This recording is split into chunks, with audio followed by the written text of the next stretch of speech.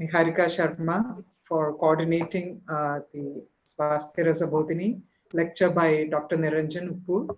I have known Dr. Niranjan Uppur for a very long time now, and we have had our interactions during the Consciousness International Conferences we organized at NIAS, and Dr. Niranjan used to come and share his ideas. And I think, as Niharika Sharma said, our idea was to invite Dr. Niranjan to NIAS, have him stay in NIAS and also interact with our students and scholars, but that didn't happen. But then that didn't stop us from organizing this event, because we thought it's extremely important that Dr. Niranjan Uppur's work is shared with others and others come to know about it and we learn from his work. So that's how he's here. And I'm very thankful and grateful. We are very grateful to him for accepting this invite, and I also extend a warm welcome to him on behalf of the Director of National Institute of Advanced Studies, and we look forward to learning from him. Thank you, Dr. Niranjan. Yes, thank you very much. Sir, may I request you to please share your PPT and start with the lecture?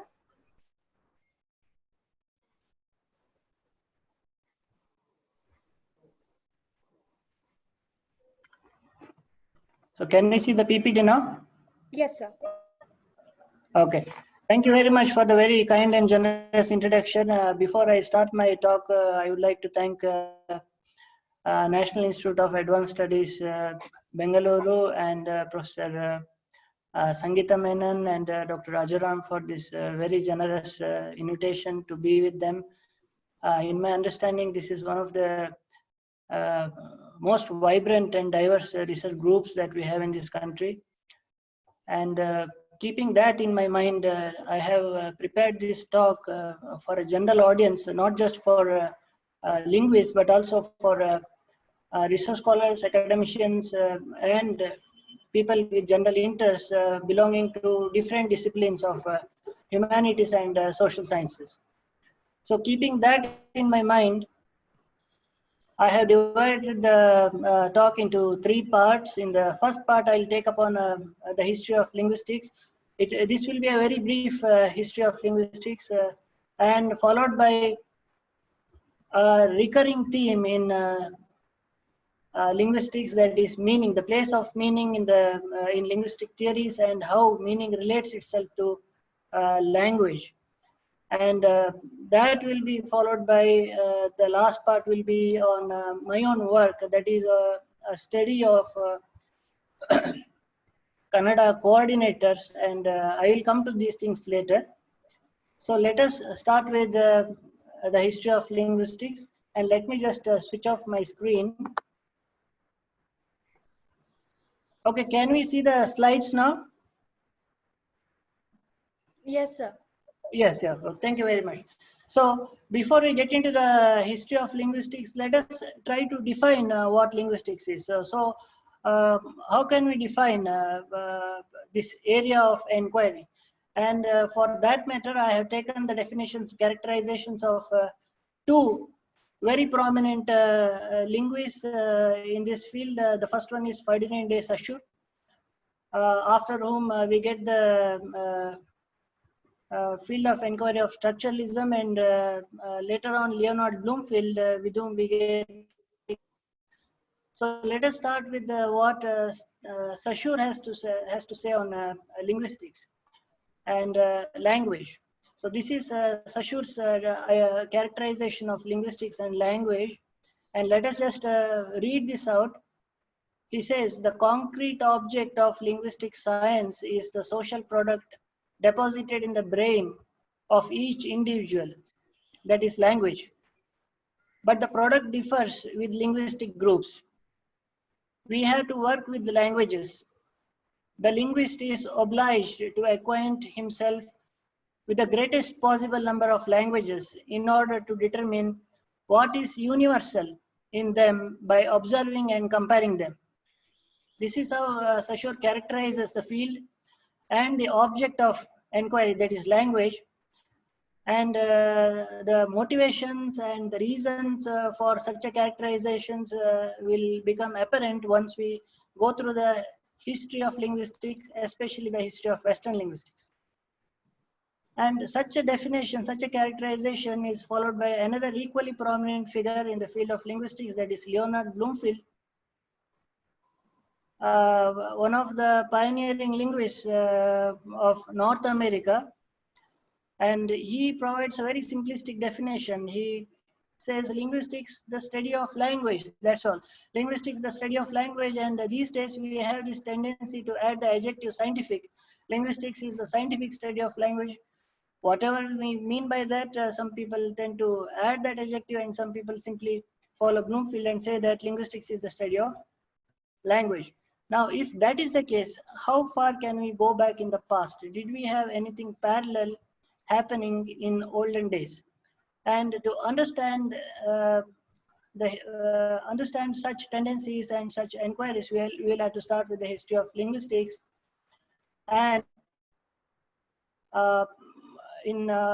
with these slides, I have started the history of linguistics in the West. And when I talk about West here, I mean the early European regions and the later North American regions.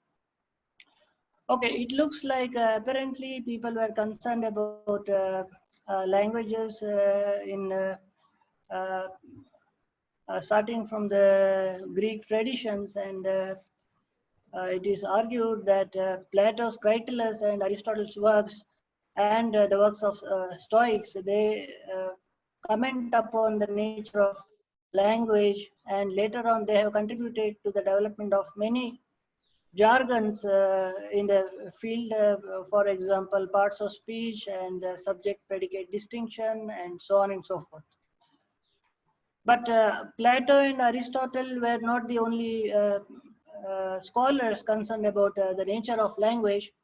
Apparently, there were also other linguists working on the grammar of Greek language, and the motivation for this was this. As we can see here on this slide, starting from 3rd century BC, we get some grammatical works as supplements for Homer's Iliad and Odyssey. Now, Homer's Iliad and Odyssey, Homer's time is dated at least to 8th century BC. So by the time it was 3rd century BC, 2nd century BC, the Greek language was already changing, and people were having difficulty in understanding the Homerian language. To overcome such a problem, later Greek scholars started to comment upon early Greek language, and that resulted in a grammatical tradition of Greek.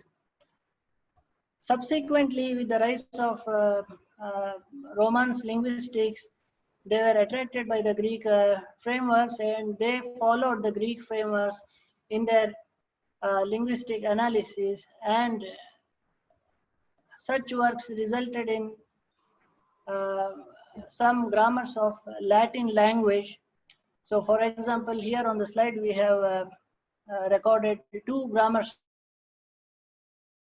One is in 4th century AD and another is in 6th century AD. But the Greek influence did not stop just with the Romance linguistics. Apparently, even the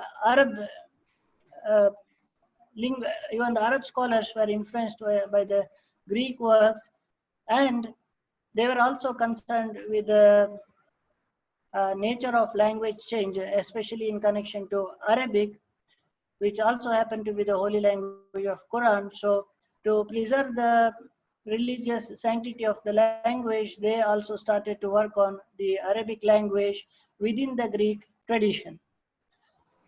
Subsequently, the Hebrew traditions followed the Arab traditions, and they also adopted the Greek traditions, the Greek frameworks of analysis, and commented upon the nature of Hebrew language and the grammar of Hebrew language in the Greek traditions. So, what we can see here till 15th century is a continuation of the Greek practices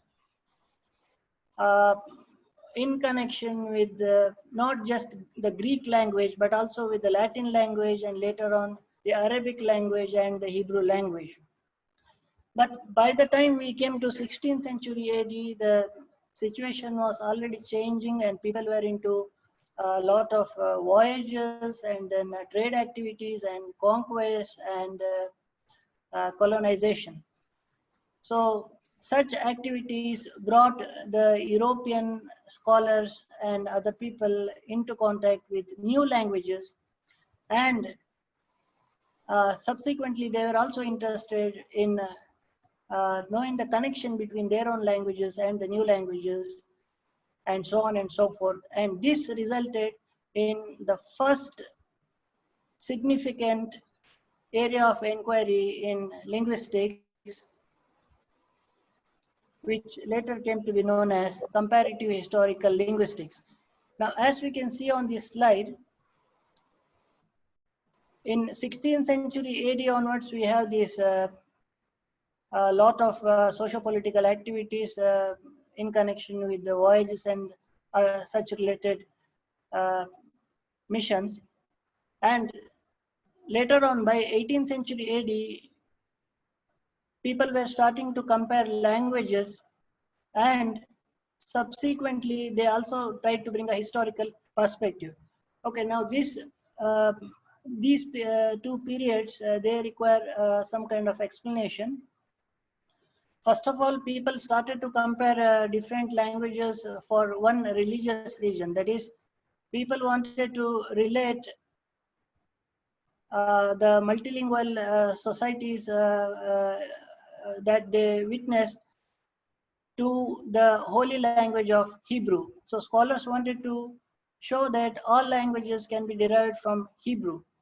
And once this proved to be futile and problematic, scholars shifted their attention to know whether these newly discovered languages can be reconstructed to some common ancestor or not. So that resulted in bringing a historical perspective to comparative linguistics. And by the time it was 19th century AD, comparative historical linguistics had become a very established discipline, a very respected discipline as well among the scholars. And as we can see on this slide,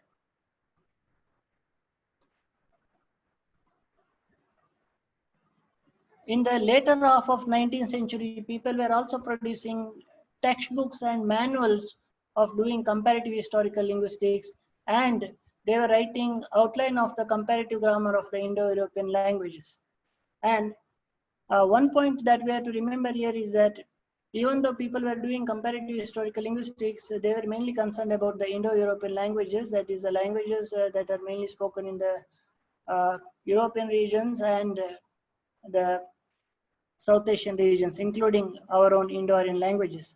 So they were mainly concerned about these languages, and they were trying to reconstruct a proto-language or proto-languages to these existing languages. And this resulted in a very big success, but it also resulted in a saturation point. So after a particular period, even though people were aware of new languages and they were trying to reconstruct them to a common ancestor, it became apparent that they did not belong to a common source. The new languages that they came across did not belong to a common source, and this resulted in a shift to philosophical descriptive grammars. What we have to remember here is that it is not the case that philosophical descriptive approaches came after comparative historical linguistics.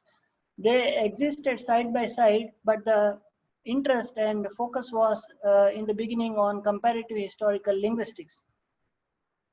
But once the brand reached the saturation point, people also started to look at other languages which lacked historical records or what are known as attested records. Now, another point that we have to notice here is that to do comparative historical linguistics, one needs to have attested records of a particular language. And in the absence of attested records for particular languages, there is another methodology known as internal reconstruction, which came to practice much later than the comparative historical methods. So people started to look at different languages with the intention of knowing what is common among these languages. And one of the initiators of this philosophical descriptive approaches to language uh, was William Humboldt, who was succeeded by a series of such people. And on this slide, we can notice one language, that is Yakut of Asiatic Russia, which happens to be a non-Indo-European language. And subsequently, other people started to work on all the languages irrespective of historical treatment. So scholars started to focus on languages with records, without records, or whether a historical treatment was possible or not.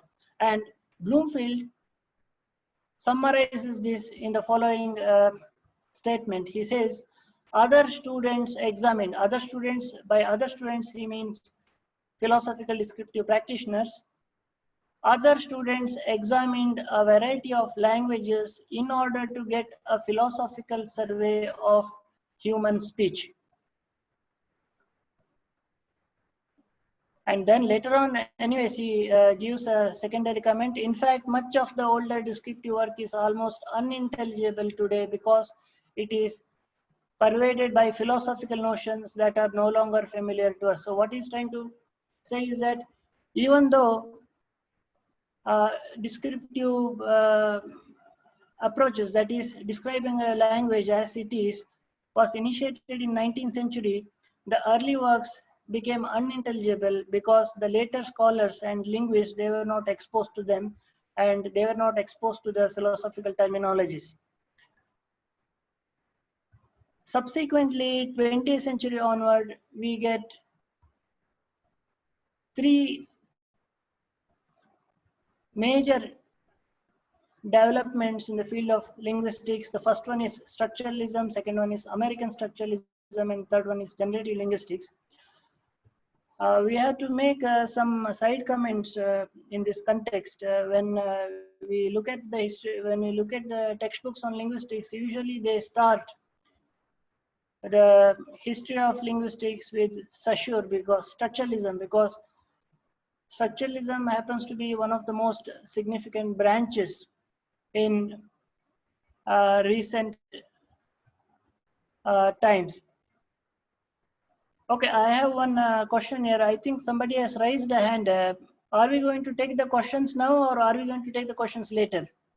No, we can take the questions later, like after your okay. lecture. So then it can be a Q&A and a discussion. Okay, then it is fine. Yeah. So Okay, should I continue? Yes, sir, please. Yeah. So if you look at the textbooks on linguistics, it is common for people to mainly talk about structuralism, and they also tend to make a passing reference on comparative historical linguistics, because comparative historical linguistics had a lot of impact on subsequent structuralism. But the impact that structuralism had, not just within the field of linguistics, but outside the field of linguistics, is something that was not paralleled by comparative historical linguistics. But Bloomfield, who later initiated American structuralism, in his historiography of linguistics, do not give much credit to structuralism, and rather he sees structuralism as a culminating point of philosophical descriptive grammars, and he also sees structuralism as an output of the tensions between philosophical descriptive grammars and comparative historical linguistics. Now, why is that so?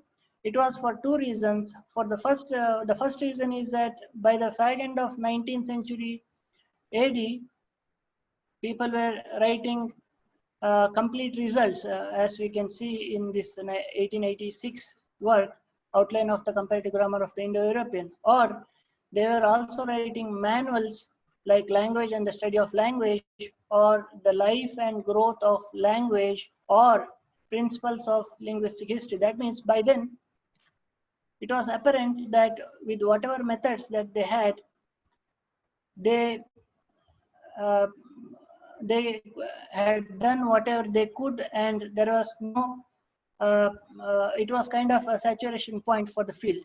And at the same Humboldtian approaches gained a lot of interest because they wanted to examine a variety of languages in order to get a philosophical survey of human speech, in order to get what is common in human languages. Now, with these two things in mind, let us just go back to the characterization of Saussure, and we can see that here he talks about universal. What is universal?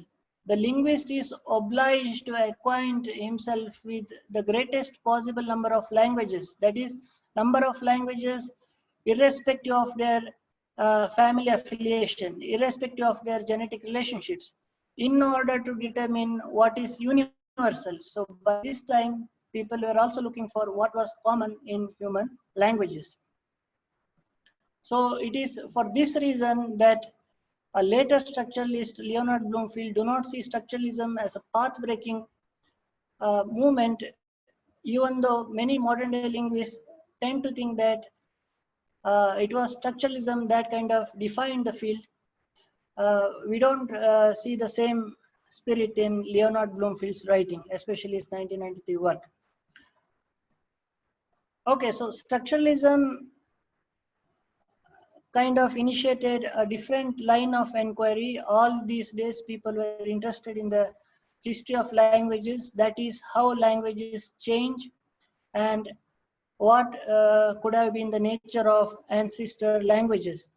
But with structuralism, we get an approach that is called synchronic approach to languages, wherein a linguist is concerned with a language of a particular period, not a language belonging to different time frames. And such a structuralism gained a lot of importance in American structuralism, in other words, in North America. And the reason was something very practical. When people started historical linguistics, especially historical linguistics of Indo-European languages, they had a lot of attested records of older forms of these languages, and for that reason they could venture on to reconstruct ancestor languages and older forms of languages. But by the time people started to do linguistics in North America, it became apparent that many of these native North American languages lacked written records. They did not have anything in writing, and they were fast vanishing. So one of the major concerns of American linguists was to document these dying Native American languages and later on use such comparison for either philosophical descriptive approaches, to see what is common in all these languages, or to see whether some kind of historical reconstruction was possible or not. So this is this stream of inquiry and these practices came to be known as American structuralism. And Leonard Bloomfield happens to be the third, if not the second, leading figures in the history of linguistics after Ferdinand de Saussure. And Leonard Bloomfield also is the founder of Linguistic Society of America, and he also initiated the publication of a language journal by the name Language, which today happens to be one of the leading journals in the field. But for whatever good they were doing they were doing structuralism in America, there were some people who had other concerns, and Some of them, it is argued that later structural linguists and people like Noam Chomsky. And Noam Chomsky also had concerns which are comparable to Humboldt. That is, what can be said about the human language that is universal, irrespective of the particularities of particular languages. And to discover, achieve that objective, Noam Chomsky initiated a very different line of inquiry, which later came to be known as generative linguistics. And today, when we look at the history of linguistics, this generative linguistics happens to be one of the widely read, widely cited, and widely practiced theoretical frameworks in the field of linguistics. So another point that we have to note here is, we have in the 20th century onward, we have structuralism, American structuralism, and generative linguistics. And all these three names are very, they have kind of, they are seen as leading figures in the field. But even though generative linguistics became very popular in North America in particular, and in other developing countries in general, not all the linguists were happy with Noam Chomsky. So we also see developments after generative linguistics. And today, when we talk about modern day linguistics, it is not just about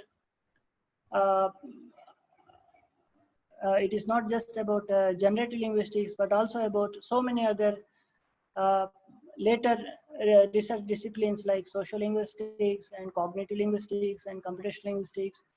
And many linguists today also are into interdisciplinary work, for example, evolutionary biology, language acquisition, language disorders, and text analysis, and corpus research, and so on and so forth. So today, as part of modern linguistics, we have many theoretical perspectives and many research interests, and also a heavy dose of interdisciplinary research.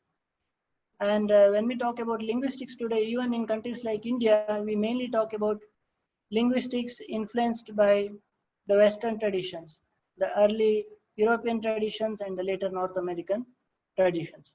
So this is the history of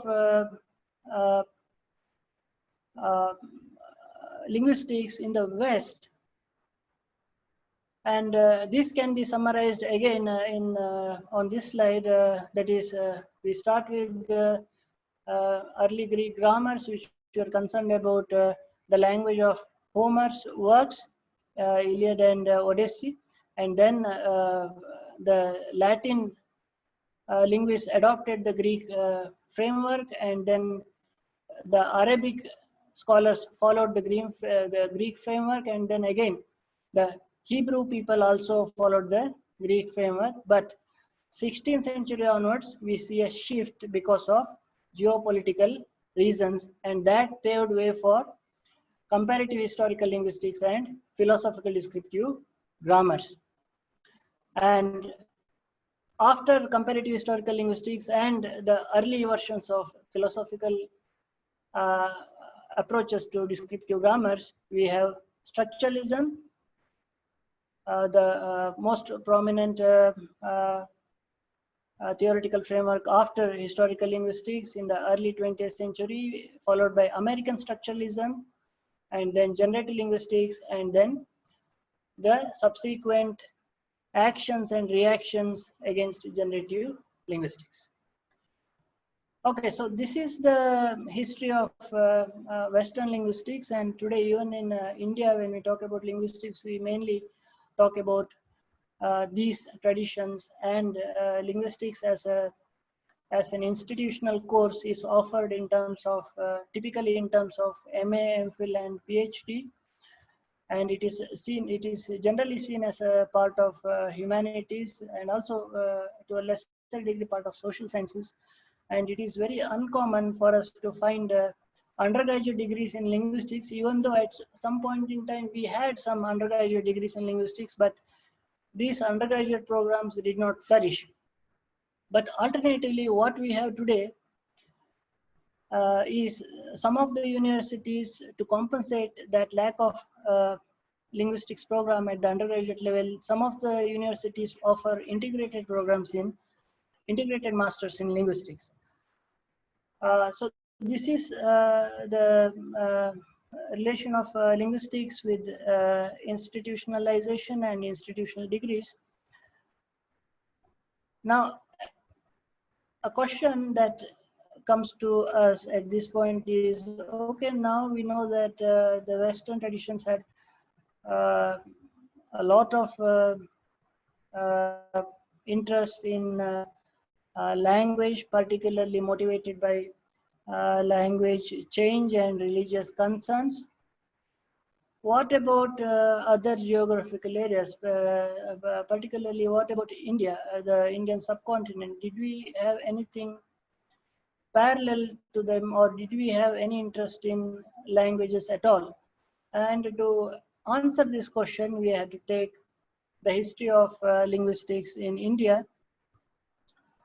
And it looks like as far as our records go, even in India, people were concerned about language, particularly language change, and the religious aspects of language. And these concerns resulted in what came to be known as Pratishakyas around 6th or 5th century BC.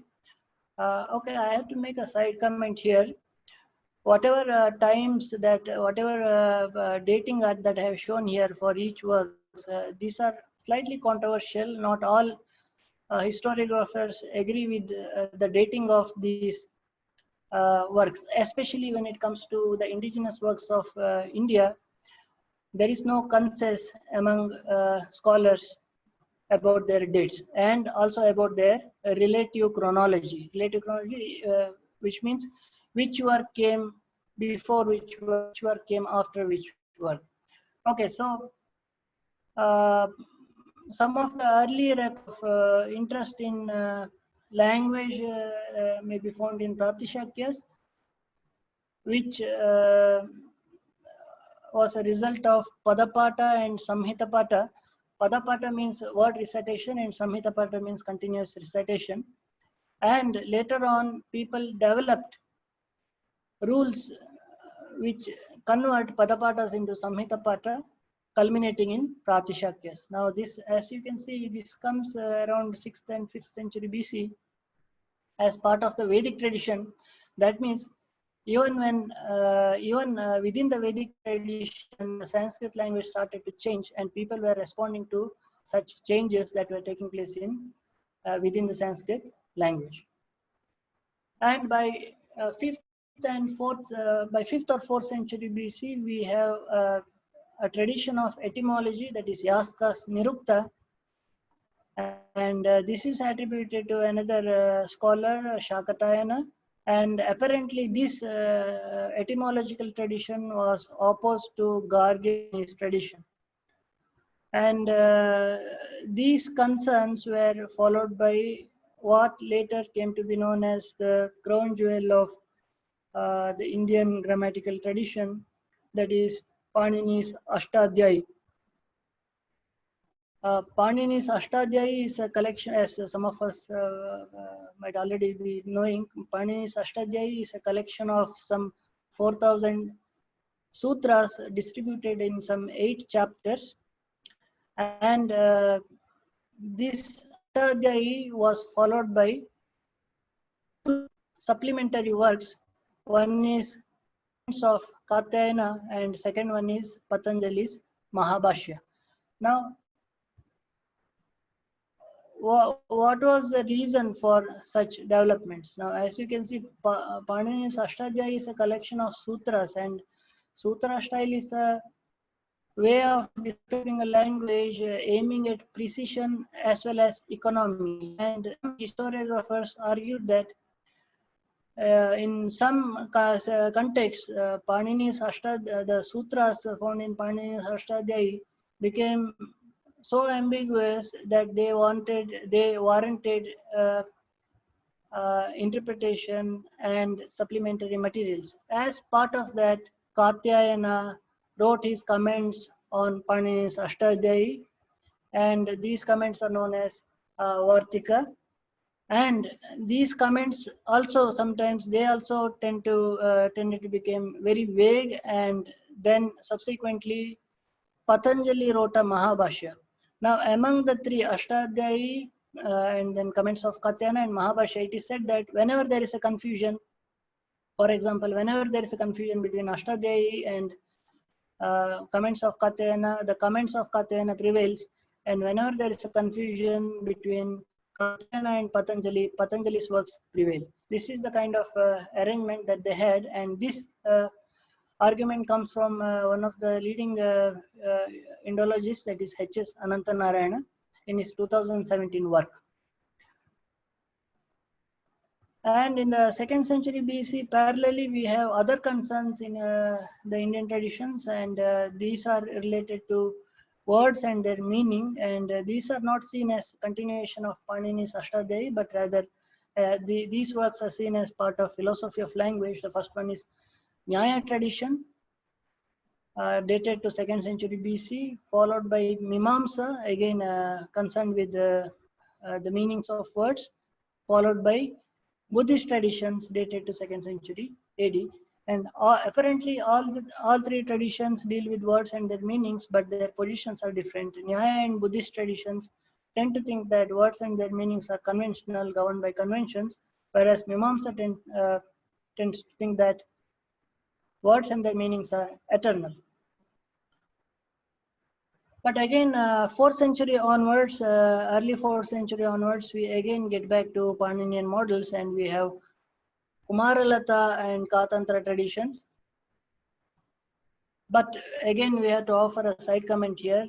According to A.C. Burnell, this Katantra tradition was not after Panini's Ashtadhyayi, but Katantra tradition was a pre-Paninian tradition initiated by the Vedic god Indra.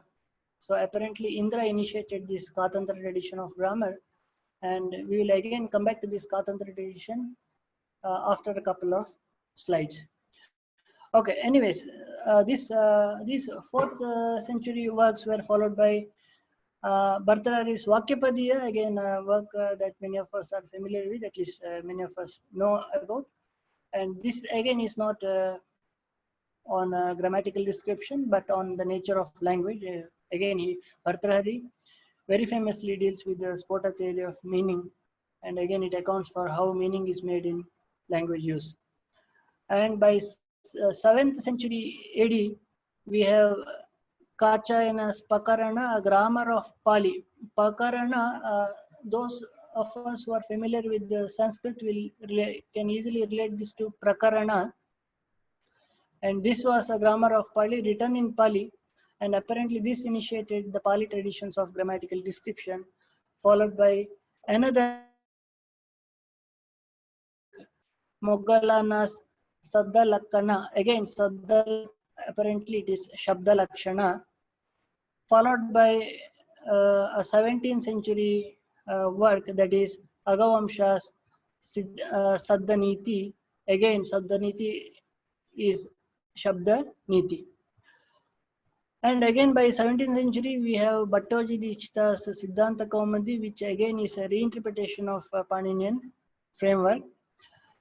Now I have to make some comments here in relation to this, the listing of these works. I have not listed a full set of all the works available. I don't know what kind of linguist can be able to do that, because the indigenous tradition is a very old tradition, and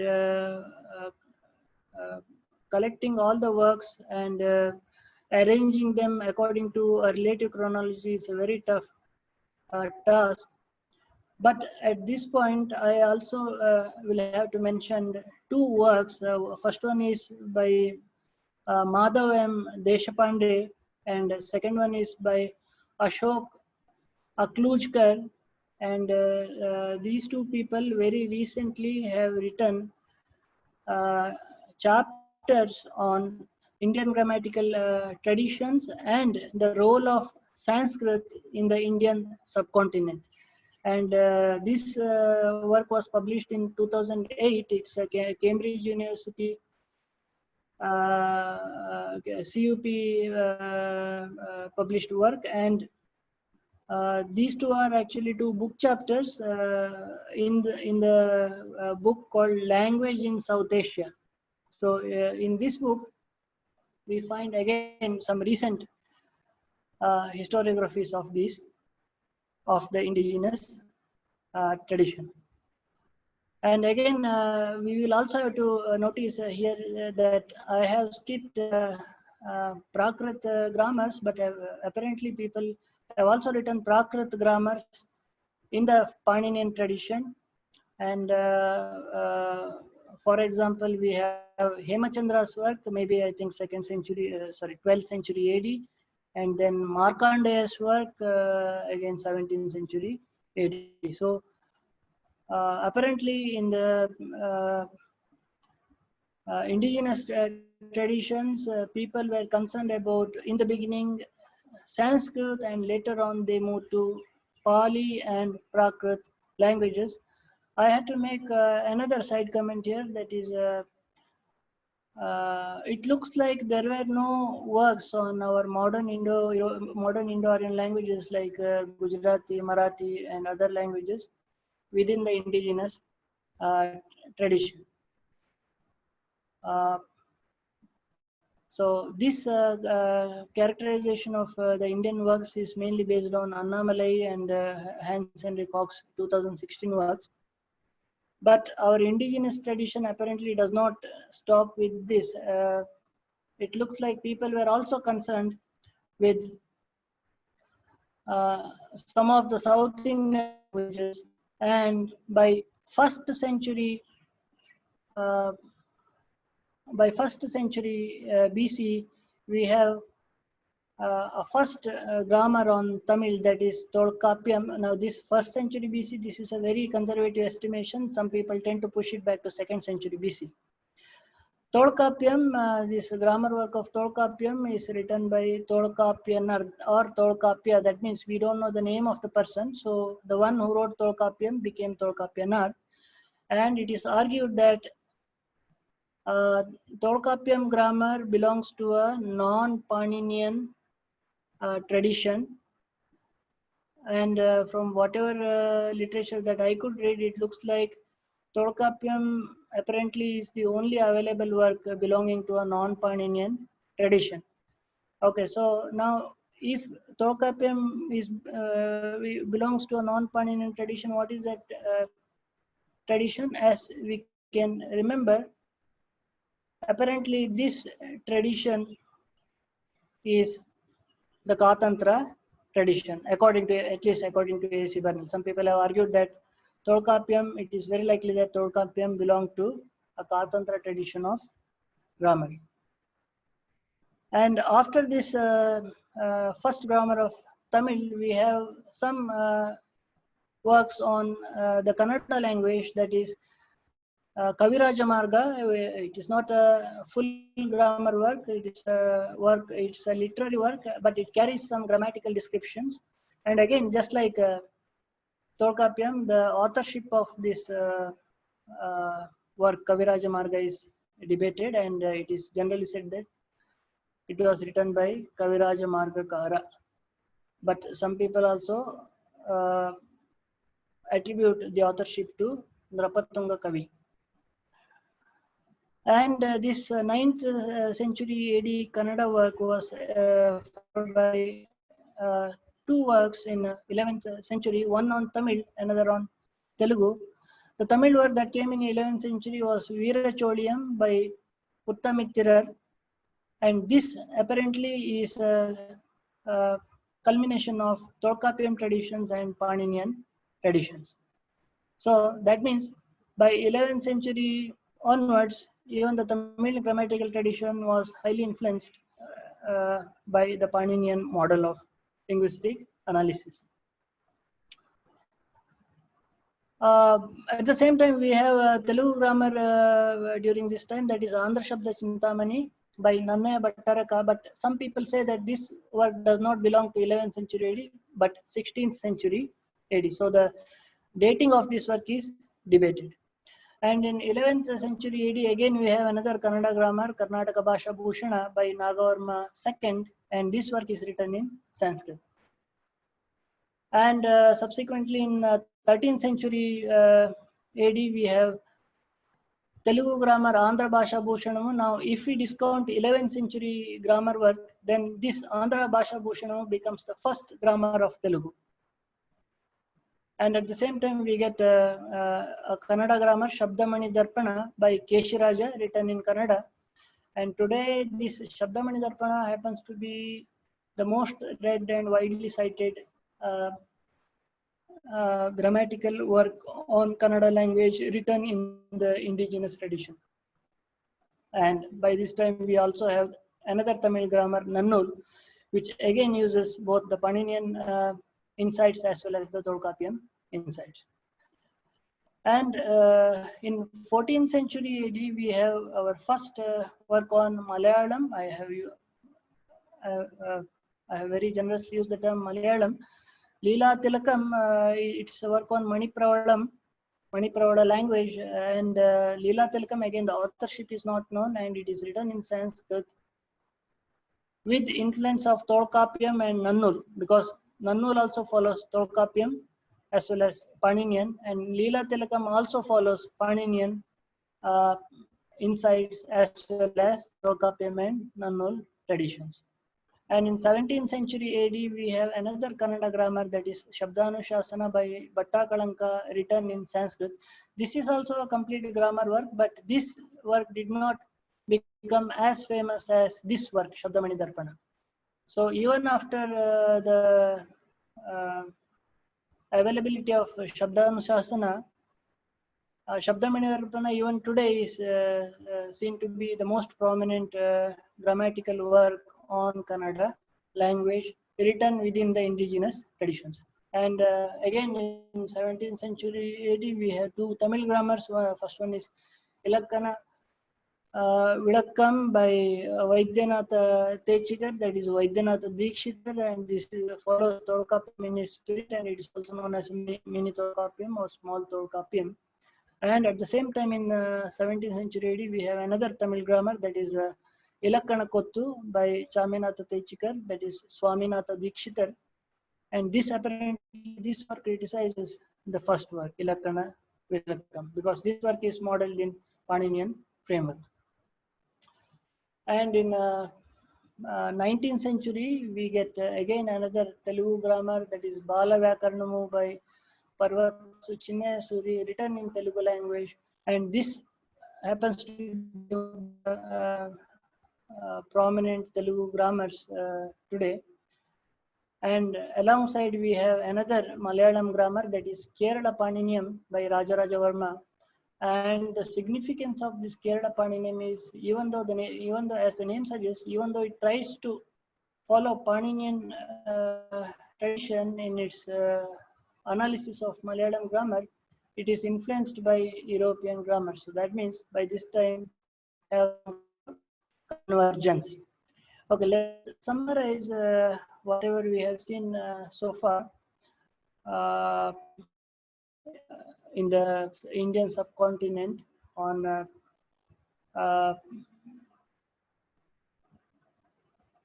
different Indian languages. So we start with the Vedic. We have Pratishakya as a result of rule writing for Padapata and Samhitapata, followed by Paninian traditions. And at least 3 languages, Sanskrit, Prakrit, and Pali languages were analyzed in the Paninian traditions. And not just that, 4 Dravidian. Excuse me, sir. Yes. So we can take maximum 15 to 20 minutes more, and then we can proceed with our discussion also. Sure, I will finish in another 15 minutes. Okay, thank you so much, sir. Yeah, Please. okay. So this Paninian tradition, again, apparently people have also used the Paninian tradition to analyze Malayalam, Kannada, Tamil and Telugu languages. And there was also a non-Paninian tradition that is Tolkappiyam. And this whole history belongs to, is dated from 6th century BC to 19th century AD. And 19th century AD onwards, because of lot of contact with the Western missionaries and merchants, and then later on administrators and then scholars, we get missionary grammars on Indian languages. For example, R.E. Roberts' 1779 work on Malto language, and then we also have comparative historical linguistics of Indian languages. For example, Beam's work on Indo-Aryan languages, as well as Caldwell's work on Dravidian languages. And we have historical grammar of Indian languages, for example, Kittal 1901, which analyzes Kannada from a historical angle. And we have descriptive grammars of Indian languages, for example, Sridhar 1990. And then we have Chomskyan analysis of Indian languages, for example, again, Ramanujam 1963, and other approaches to Indian languages. When we talk about other approaches to Indian languages, we basically mean approaches with social linguistic concerns and so on and so forth. So all these works, they were on Kannada language, because that is what I'm going to analyze in the third part. Okay, so let us quickly move on to the second part of this talk, that is language and meaning in linguistic theories. And I have taken three prominent Western writings on in linguistics. First one is Saussure, and second one is Bloomfield, and third one is Chomsky. So let us start with Saussure, and this is what Saussure has to say on meaning in connection with the language. He says, linguistic sign unites not a thing, a name, but a concept and a sound image. So let us look at the image here. So there is a sign. This is our linguistic sign, pen. It unites a signifier, a sequence of sounds, pa and a and na, and signified, whatever it refers to, a writing tool, most probably. And he says the linguistic sign is then a two-sided psychological entity. So actually it is part of our mental processes. And I propose to retain the word sign to designate the whole and replace the concept and sound image respectively by signified and signifier. So this is apparently one of the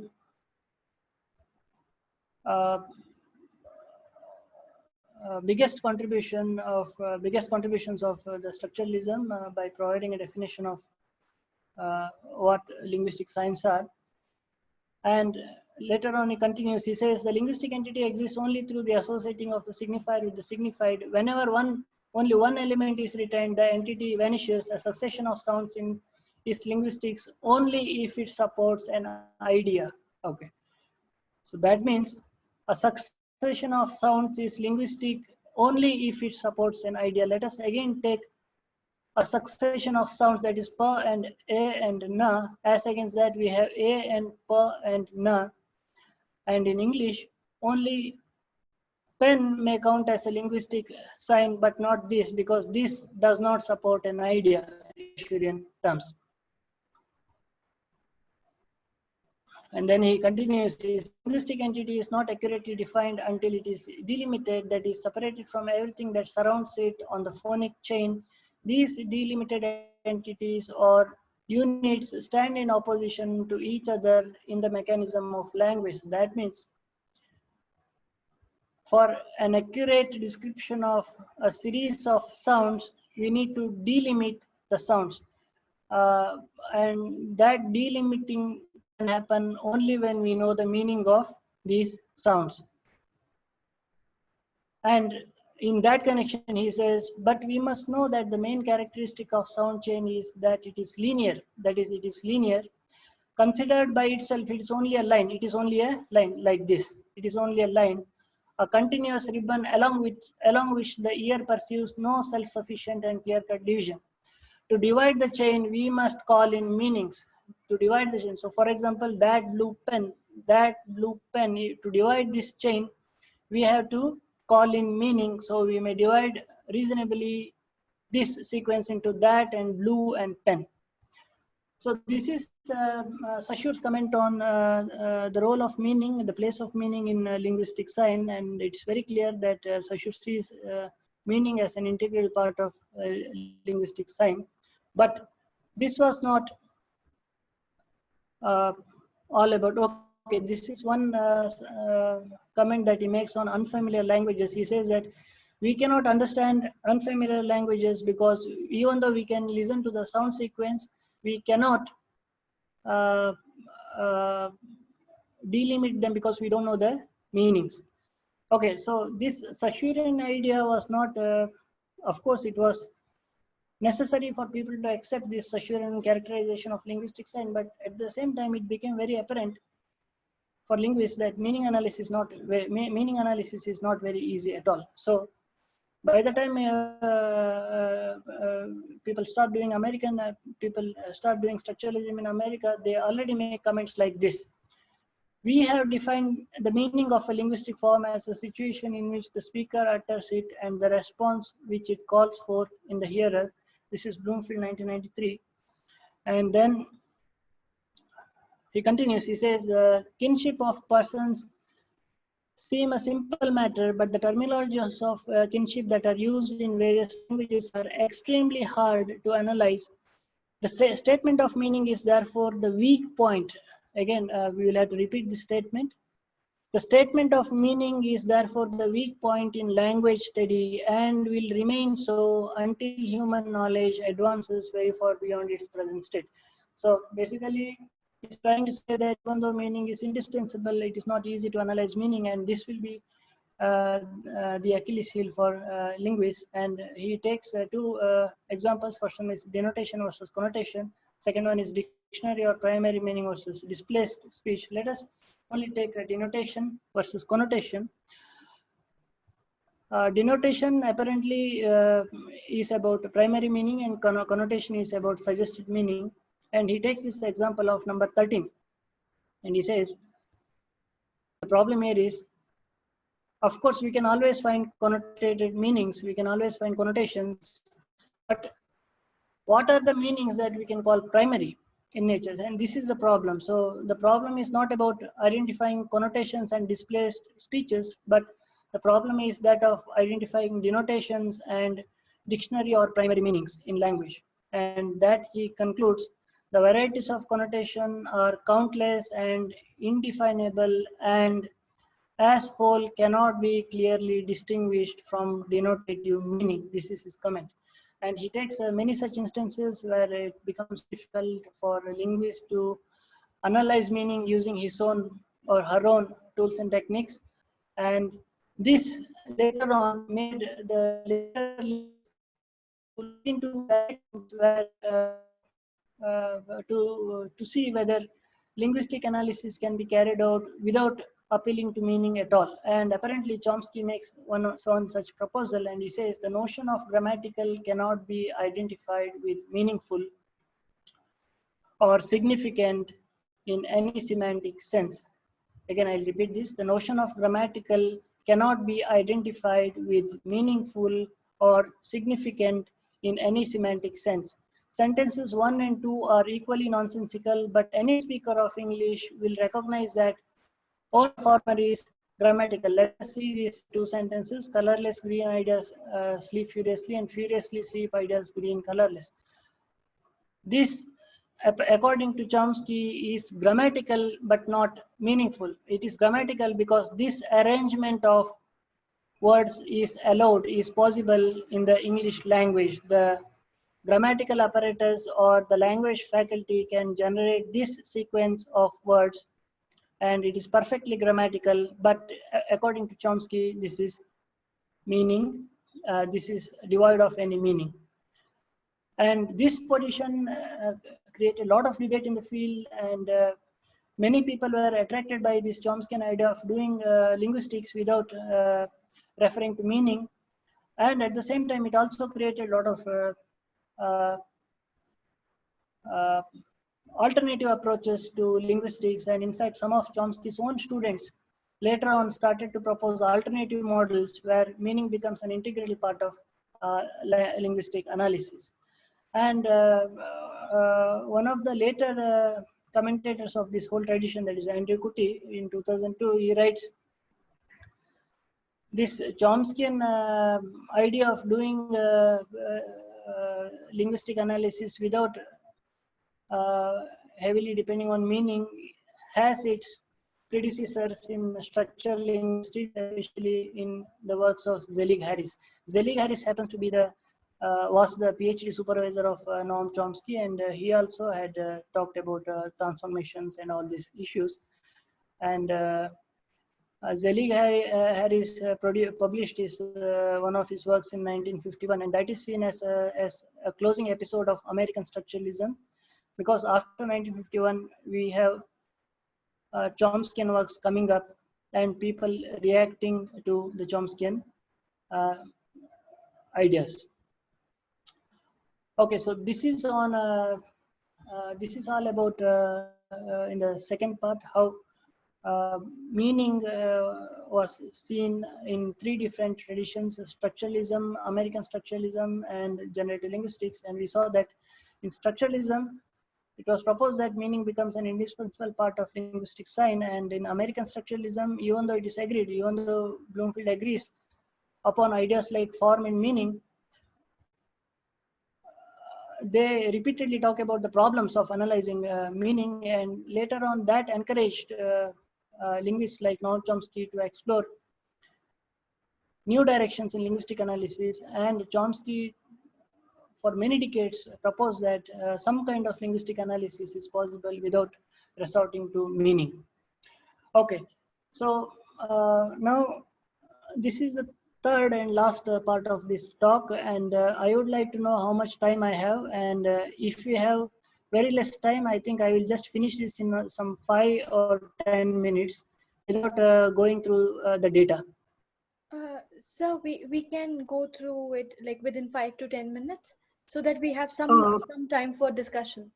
Discussion, okay, that is fine. Yeah. Okay, so yeah, thank you very much. See, this is this part is on my own research work, and this is on what are known as coordinations and coordinators. And in this work deals with two kinds of coordinators. Coordinators are nothing but our common language conjunctions, and words like and, therefore, so, and so on and so forth. And the word and is seen as a typical coordinator, and this work deals with two types of coordinators in Kannada.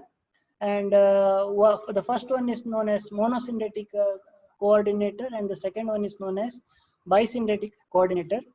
And in this research work, I have proposed that Kannada, along with other Dravidian languages, genetically had bisyndetic coordinators as a way of coordination, as a way of conjoining coordinates. And because of contact with Indo-Aryan languages, Kannada in the course of time developed a monosyndetic coordinator by using one bisyndetic coordinator and an adhesive discourse marker. This is the gist of this research work, and I very recently presented this research work in 2009, one conference in 2019 at Amarkand.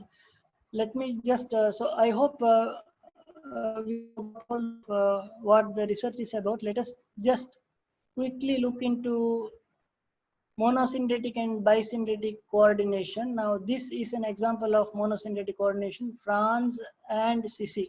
Okay, so there is only one and here. Franz and Sissi. Franz and Sissi. This is monosyndetic coordinator because there is only one coordinator here. And as against this, we have bisyndetic coordination, where we have coordinator, coordinate, coordinator, coordinate, both Franz and Sissi, both Franz and Sissi, both Franz and Sissi. And my argument is that Kannada in the course of time, because of language contact with Indo-Aryan languages, from bisynthetic, it also developed a monosynthetic coordinator. And this is a literature review on coordinators in world languages. But what can be done is, we can simply go to the Kannada example. As I said, Kannada, along with other Dravidian languages, it has a bisynthetic variety, A coordinator, B coordinator, and this coordinator is in old and medieval Kannada and U in modern Kannada. So for example, we have Palmudiyum and Muduvalliyum. As we can see in this data, the coordinator sits with both coordinates. It means Palmudi and Muluvalli, these are place names. And the word equivalent to and, it comes with the first coordinate as well as the second coordinate. And this, in the understanding of our literature, it apparently this is a native pattern available in all the Dravidian languages. And what happened in the course of time, this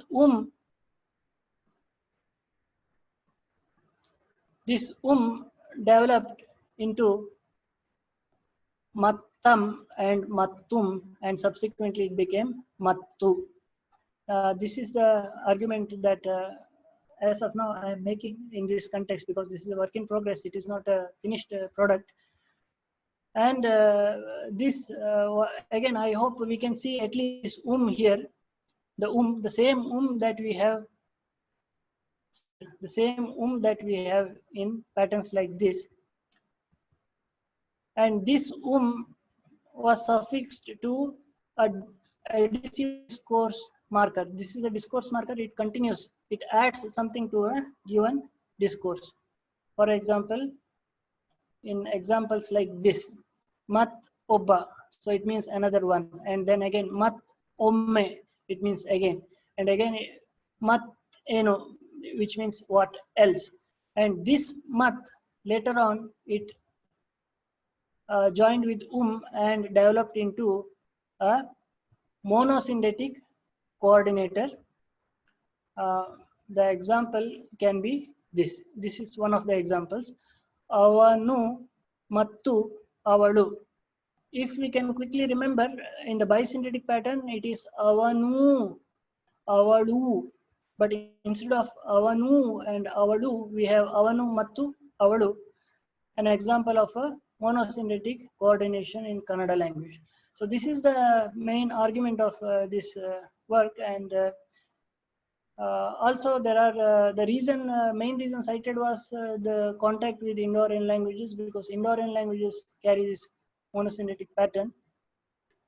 And later on, there is also some observations on the distribution of this Mattu, which I think we can take as part of our discussion, if at all these questions come up. So I think this should be good enough. Hello? Yes, sir. Yeah, so I would like to conclude with this, and these are the references. And thank you very much. Thank you so much, sir. Yes. Sir, can we see you now? Yeah. You screen so that everyone is in a discussion mode. Yeah. So Yes. as you know, you can share your questions via chat, and if you wish to speak, I'll just unmute you and you can proceed with your question. So the question that I see is from wait, yeah, Abhijit. Is Mr. Abhijit here? Do you wish to speak, or do you want me to speak on your behalf?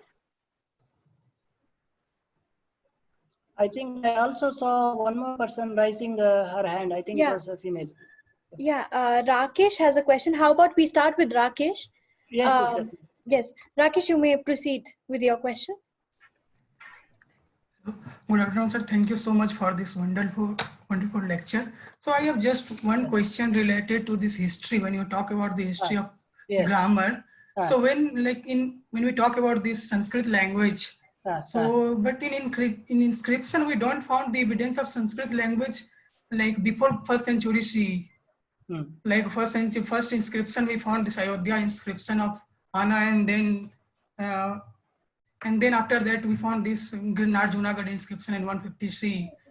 So this is, and then other question related to this, when we talk about the Sanskrit language development, so Sanskrit language basically written in what we call this Devanagari script. But when we talk about the origin of the Sanskrit Devanagari script, it goes back to the Brahmi when we talk about this origin of a script. Yeah. So then how can this grammar developed at 6th century BC when you talk about this before this Panini, at least for Panini 4th century BC, placing the time period? So what is your comment on that? Since this language history. Thank you very much for this wonderful question. Okay, so if we don't have a writing system, it does not mean that we don't have historical records. Apparently, these early records of Sanskrit that we quote and study and cite, that is especially the Vedic literature, it had only a oral tradition. And this tradition, in fact, this goes back to at least 1500 BC. Okay. And the writing came very late, and it is argued that the writing was introduced by Chakravarti Ashoka. And before Ashokan times, there was apparently one writing system, that is our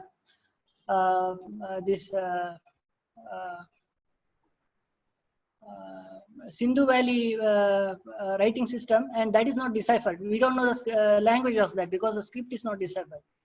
So yes, recorded in data comes much later, but we had records of oral tradition, and that is the evidence. Okay, sir. Mr. Abhijit has a question. He says, what is the relationship between consciousness and language? Language is consciousness or the other way around, and how? I think this question should be directed to Professor Sangeeta Menon. I am not trained in this field, and especially consciousness is something that is hardly used as in any technical sense in linguistics. And whenever we use conscious or unconscious, or consciously or unconsciously, it is in the layman's sense. We don't use it in a technical sense. Yes, sir. The next question is by Mr. Mohammed Zabir. Sir, can I request you to please put on your video so that I can unmute you? You can ask your question. If you don't want to put on your video, I can just unmute you. Do you want to ask your question? Mr. Mohammed? No, that is fine. That is fine. I have no issues. Oh, okay. Okay, you want me to mute my audio? No, sir. I'm asking Mr. Mohammed. He has a longer question. So if he wants to speak, but I see no video there. So I think I can just proceed asking his question. He wants to ask, sir, kindly brief Cosmic contribution to English language. Course contribution? I don't know, sir. The spell, I think it's wrong, the question. I think we can proceed to Mr. Somashekar with this question. We can get back to this question. Yes. Mr. Somashekar, are you here? Somashekar, sir, are you here? Can you please put on your video if possible?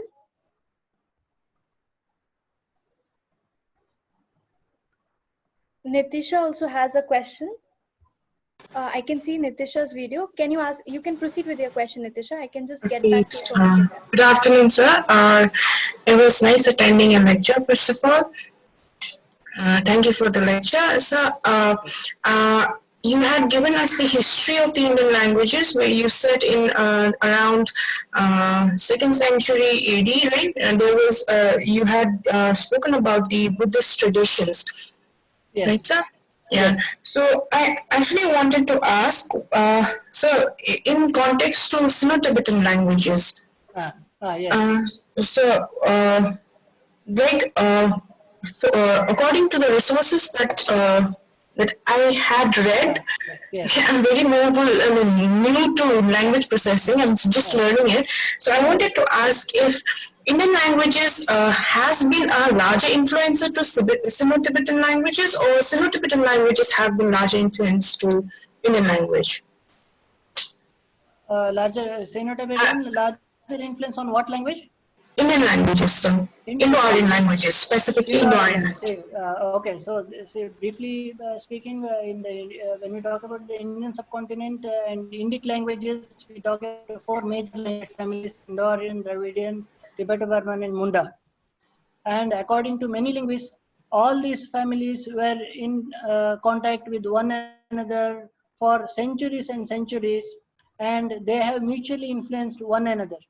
And in the literature on language contact, we talk about superstratum influence and substratum influence. So apparently from Indo-Aryan languages, lot of vocabulary items were borrowed to other language families, but from the other side, the Indo-Aryan languages changed their syntactic patterns. Okay, this change of syntactic pattern, this is known as substratum influence. And this argument can be found in, for example, Badriraju Krishnamurthy's work, 2003 work on Dravidian languages. And even Hans Henrik Koch says that Munda languages have influenced Indo-Aryan languages a lot. This is Hans Henrik Koch's argument. I just quoted his 2016 work. And even in the case of Tibeto-Burman languages, apparently a lot of influences have gone to the Indo-Aryan languages as well, especially the Eastern Indo-Aryan languages. Thank you, sir. So we can proceed with Somashekar sir's question, followed by Dr. Saurabh's question. Somashekar sir, can you please proceed with your question?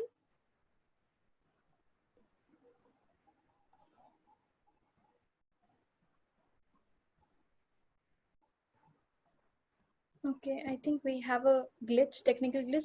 Dr. Saurabh, can you proceed with your question?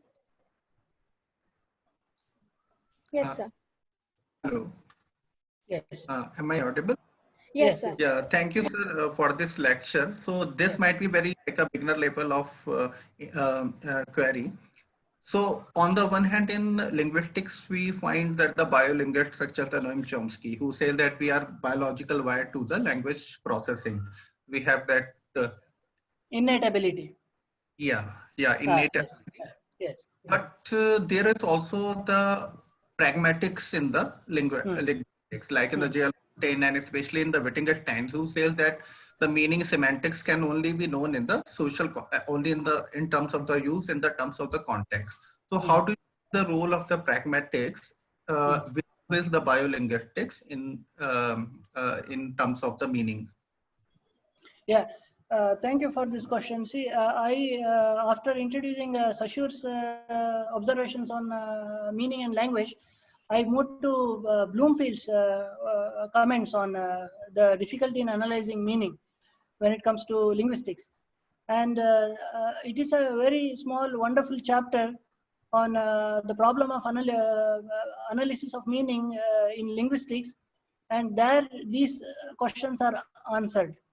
He won't use the term biolinguistics because biolinguistics is a term that came later.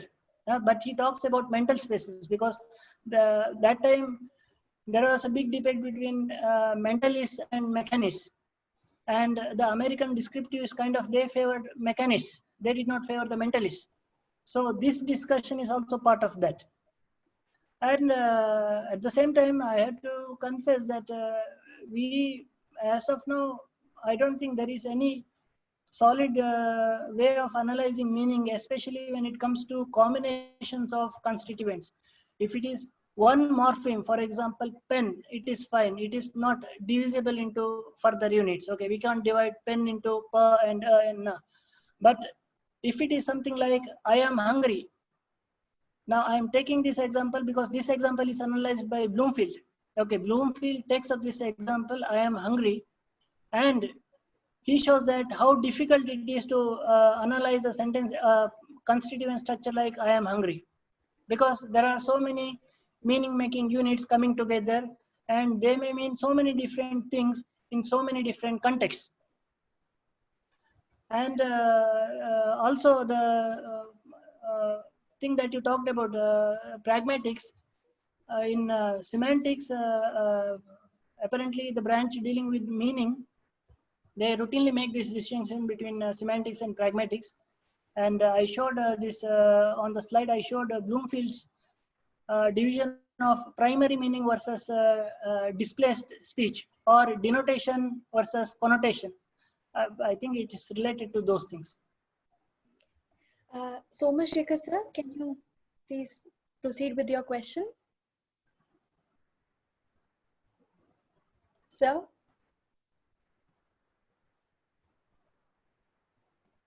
I think he is having a glitch again and again.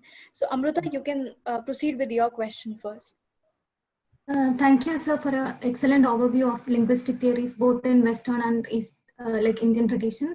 So my question is there any work or any linguist that tries to describe the distinction between the poetic language and the language that we use in everyday or the scientific language in Western tradition? Like, for example, in Indian tradition, we have the works like Dwani theory, which describes the, other than the literary meaning, we have like suggested meaning and all. So is there any some familiar theories in Western traditions? Okay. See this, you talked about literary meaning versus suggested meaning. This Yes, is sir. what Bloomfield was trying to say in his denotation versus connotation argument. One of the structuralists who came later on, well-known personality in the field, Roman Jakobson, he takes up some of these questions. What are the differences between an ordinary language and a literary text? Okay, how is a literary text different from an ordinary day-to-day conversation like this? And his argument is that in day-to-day conversation, only the content is given prominence, but in literary text, content as well as form, both are given prominence. This is his argument in linguistics and poetics, closing argument. It is, I mentioned only one part of it. It is a considerably good article. Okay. Thank you, sir. Somashekar sir, are you here? Like, can you hear us?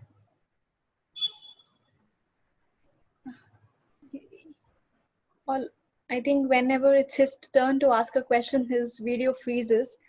So, okay, I'll just read out two more questions, sir, for you. Yes, please. The questions are, for any language, if the meaning is understood by the receiver, is grammar relevant? And the other question is, are the linguist signs a subset of meaning or perceptions, or is it the other way around? I completely missed both the questions. I'm extremely sorry. Oh, I'm so sorry, sir. I'll just repeat them for you. For any language, if the meaning is understood by the receiver, is grammar relevant? This is the first question, sir. And the second question is, are linguist signs a subset of meanings or perceptions, or is it the other way around? Okay. I think these two questions. Okay, I'll take the first question.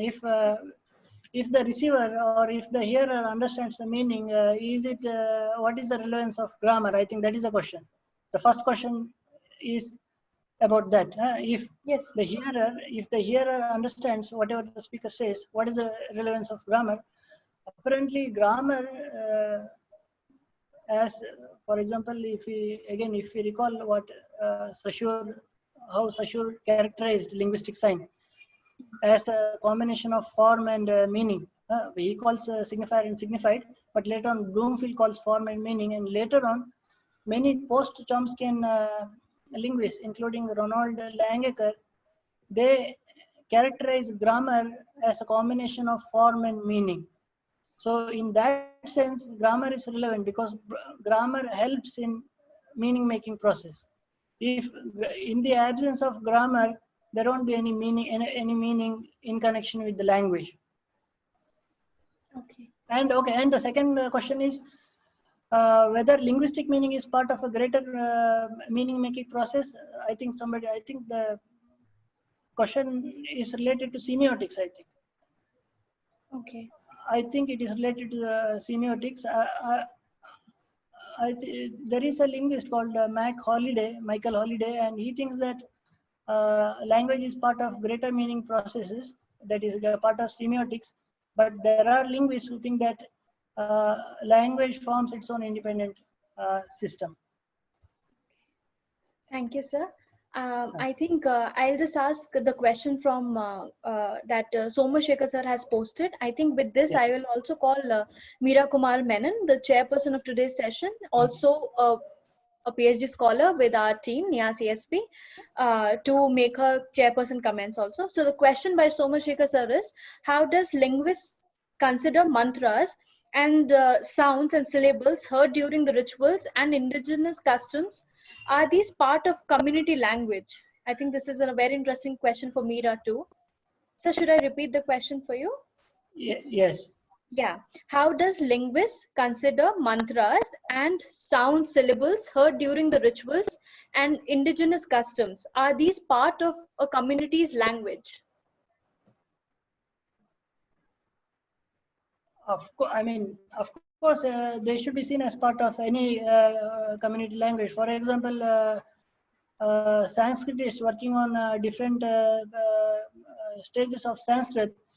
They very rigorously analyze the Rigvedic hymns, and they don't leave them aside just because they are sacred lines arranged in a certain metrical fashion. They still analyze them. So in that sense, even any kind of linguistic activity is seen as a part of language.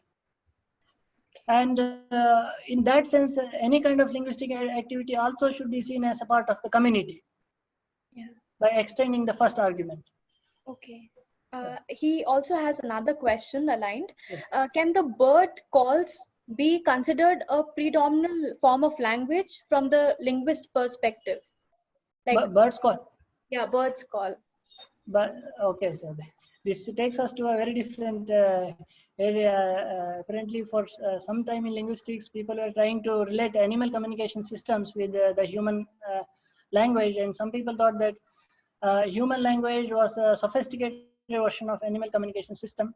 But later on, many linguists today, they tend to think that for example, they don't say something like bird's language or dog's language or whale's language. They are known as communicative systems. Whether they merit the term language or not itself is a matter of debate. Yeah. Of course, some rudimentary meaning-making process is found in an animal communication system, especially in relation to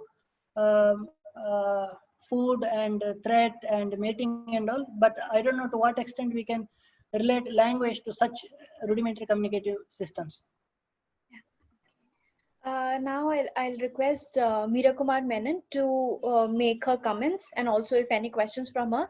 And Mr. Dilip, we see your question. After Meera's comment, we'll just take your question. Thank you for your patience. Meera, over to you. Yeah, thank you, Niharika, and thank you very much, sir, for that very interesting and great lecture, I must say. So you started with a brief history of linguistics, especially you started with the West, and then is there a disturbance? Excuse me. No, I can hear. Yeah, okay, it's all fine. Yeah. Okay, great. So you started with the history of linguistics in the West. You started with Greeks and then came to Romans, and you also told us about how various other traditions, the Arabics and the Hebrews, also gained from the Greeks. And then you gave us such a comprehensive list of all the philosophical traditions also which looked at linguistics. You spoke about normative grammars in the 18th century, then comparative historical linguistics, and then you went on to talk about philosophical descriptive, and then we also summarized structuralism and American structuralism and generative linguistics for us, and then you moved on to history of linguistics in India. And very interestingly for me, you did not just stick to the classical traditions, you also incorporated some of the indigenous works in India, which was very, very nice of you, and which is not something that we usually come across.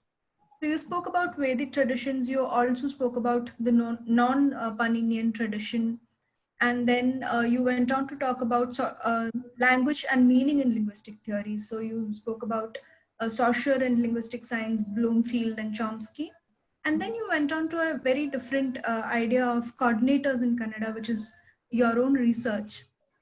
And it was very fascinating to know that how in a particular language also the coordinators have changed over the time and due to Western influences, which was quite impressive.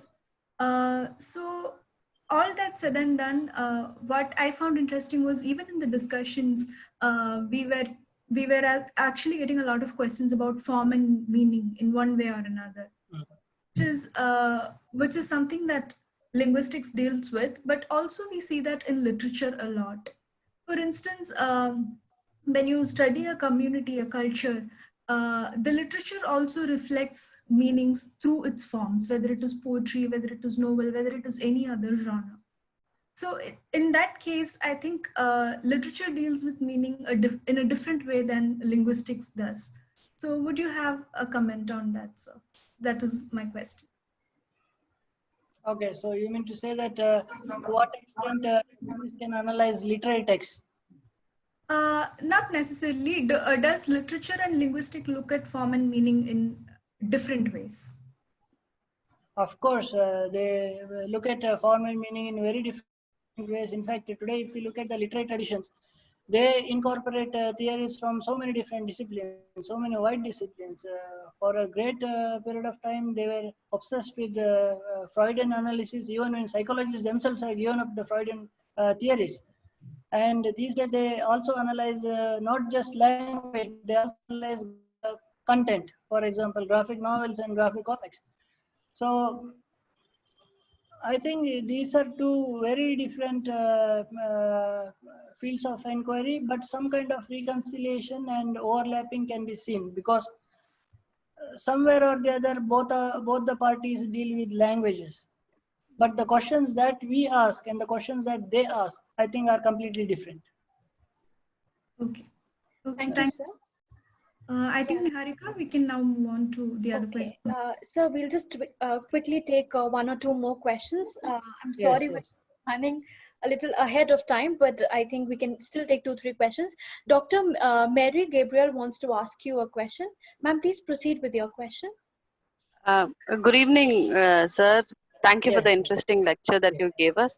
My question is, the term Dravidian itself is a contested term among linguists and thinkers because it came from Western missionaries and scholars. You have anything to say about, comment about, sir, because of after all the research you had done, you have anything to contribute to the criticism that we face against this word, the term Dravidian? Thank you, sir. Yes, especially I am a linguist working on Dravidian languages. This in the Western traditions, Caldwell was attributed to use this term extensively in his 1856 work, Comparative Grammar of the South Indian or Dravidian Languages. But according to some scholars, even in the Indian traditions, we find a phrase called Dravida Shishu. And I would not like to take out names here, but even some politicians, contemporary politicians, were interested in the interpretation of this Dravida Shishu. Dravida Shishu, apparently, Shankaracharya apparently used this term Dravida Shishu in response to the question of where do you come from?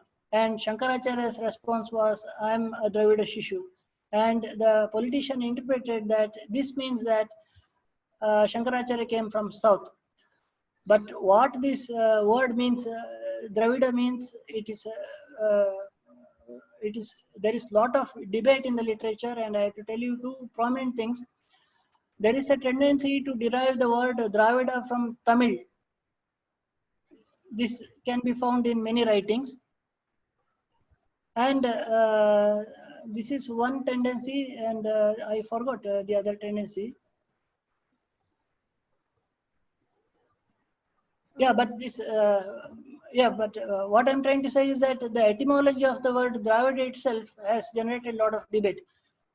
Now, whether there is any scientific reason or whether there is any valid reason to identify Dravidian group of languages as separated from Indo-Aryan group of languages, Of course, there are many reasons to identifying them as forming a separate set of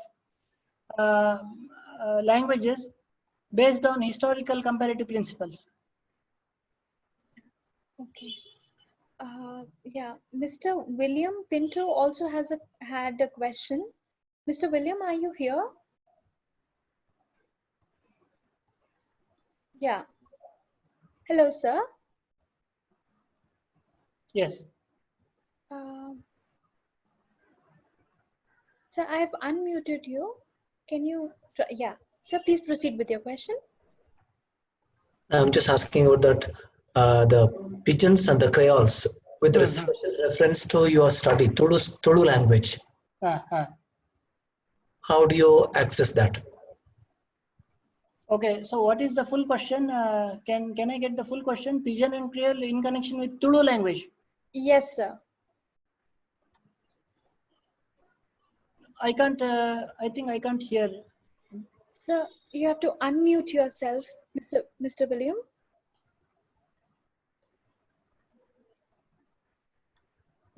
Mr. William, you have to unmute yourself. Yes, sir, please proceed with your question. Yeah, we can hear you now, sir. How do you place the pigeons and the creoles in the study of linguistic theories with special reference to your special research paper on Tudu language? To the best of my understanding, Tudu is not seen as a pidgin turning into a Creole language. Okay, pidgin is seen as a contact language, and when pidgin becomes a mother tongue, it's called Creole. Yeah. And the interest in pidgin and Creole in linguistic theories is this: pigeons and Creoles tell us about the development of a language, how a new language arises when two existing languages come into contact and when there is no give and take. But I have to tell you something: when two languages come into contact, it is not a contact of equals. One language will give the superstratum influence, another language will give the substratum influence typically. So in a pidgin language, the grammar, the arrangement of words, the arrangement of past tenses and plural formations, things like that, they come from one language, and the vocabulary comes from another language. This is a typical situation of pidgin. Yeah. And whenever such pidgin becomes the mother tongue of a group of people, of a generation, it becomes a full-fledged language, and we also get a lot of language-related activities like literature and movies and so on and so forth. But Tudu, to the best of my understanding, Tudu is not seen as a pidgin or a Creole variety. Okay. Tulu's place in the Dravidian family is contested. Okay. Yeah, please. Thank you so much, sir. I'm really sorry that we have taken more of your time, and the questions that still are remaining, please be assured that we will be replying to you, and through our official email ID, and also with sir's permission, we'll be able to share his email ID with you via emails, so that if you want to communicate further with him, you may, please. And with that, I really want to thank you, Dr. Niranjan, for the wonderful lecture and for your time and such an informative lecture. Personally, me and I think Meera would have loved the lecture more, because she's a literature student and she's working with language and meaning. So thank you so much, sir, for the wonderful lecture. On behalf of Professor Sangeeta Menon and the team CSP, we thank you, and we thank all the participants today to be a part of this evening with us and making it a great success. So with that, I say that thank you, everyone. And we'll proceed with concluding the session, and have a great evening, everyone. Thank you, everyone. Thank you very much. Thank you very much for giving me this wonderful opportunity to be with a very vibrant and diverse research group. It was also a kind of a challenge for me to give a presentation for such a group. I have also enjoyed this presentation. Thank you very much. And whatever questions that you have, you may send them to my email. Yes, sir. And whatever I can answer, I will definitely do it. Yeah. Okay. Thank you Thank so you much. very much. We'll share sir's email ID with you, and any other questions which are remaining in the chat box. I'm really sorry because of the shortage of time we couldn't take all the questions, but please be assured we'll revert back to you with all the answers. So thank you so much. Have a great evening. Thank you very much. Same to you. Thank you.